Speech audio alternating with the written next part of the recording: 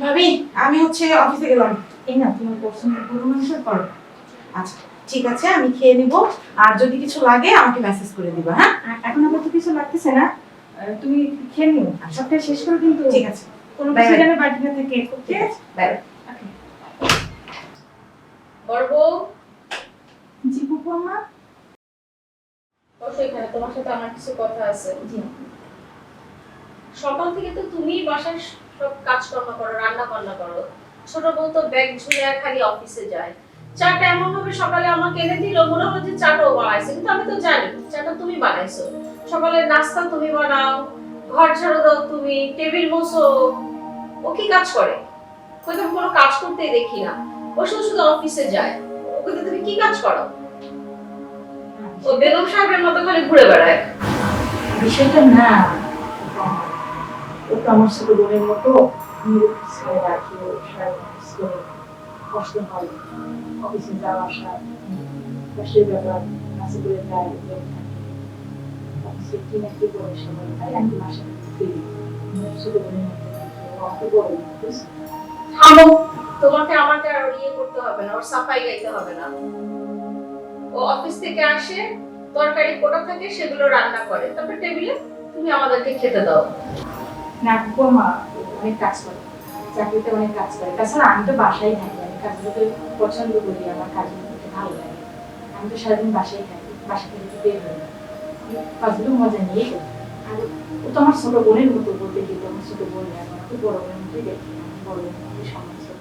তুমি আসো। কিছু লাগলে আমাকে বলবে। হ্যাঁ আমি বলবো, যাও। ভাবি, হ্যাঁ হ্যাঁ, এই যে নাও, তোমার জন্য খাতা আনছি, তুমি এটাতে রান্নার রেসিপি লিখে রাখবা। আচ্ছা ঠিক আছে, তুমি ফ্রেশ হয়ে নাও, তো আমি চা করি। আচ্ছা, ঠিক আছে। আচ্ছা জি ফুপি, কিছু বলবেন? হ্যাঁ বসো, তোমার সাথে আমার কিছু কথা আছে। হ্যাঁ ফুপি বলেন। অফিসে খুব কাজ করেছো তাই না? হ্যাঁ অনেক কাজ, এখন কাজের প্রেসার, মাস শেষ তো অনেক বেড়ে গেছে, নিঃশ্বাস নেওয়ারও টাইম পাচ্ছি তুমি না। তো অনেক ব্যস্ত থাকো, তারপরও দেখো তোমার যে বড় যা সারাদিন বাসায় বসে থাকে, মোবাইল টিপে, মন চাইলে কাজ করে, মন না চাইলে কাজ করে না। আপনার কথা কি শেষ? আমি একটু বলি এখন, একটা কথা কি ফুপি, আমি বাইরে কাজ করি। হ্যাঁ আমি সকাল থেকে বিকেল পর্যন্ত বাইরে কাজ করি, যার কারণে আপনার আমার কাজটা চোখে লাগলো। কিন্তু ভাবি, উনিও কিন্তু ঘরে আমার থেকে বেশি কাজ করে, ওনারটা আপনার চোখে লাগে। আমি মাস শেষে বেতন পাই, বেতনটা যখন পাই তখন আমার কষ্ট মনে থাকে না। কিন্তু এই মানুষটা না সাপ্তাহিক কোনো ছুটি পাচ্ছে, না কোনো বেতন পাচ্ছে। সে কিন্তু আমার থেকে অনেক বেশি কাজ করে, পুরো সংসারটা সে নিজের হাতে একাই সামলায়। আপনি বেড়াইতে আসছেন, যে কয়দিন ইচ্ছা বেড়ান, সংসারে আপনার মনে হয় না না বলনটাই তুমি কি ভালো বলতে হবে। চাচ্ছ? কথাটা হয়তো আপনার কাছে খারাপ লাগছে, কিন্তু আপনি একা চিন্তা করে দেখবেন, এই কথা যেটা বলেছি কোন খারাপের জন্য বলি। ওকে ফুপি থাকেন, আমি চেঞ্জ করবো, ফ্রেশ হবো।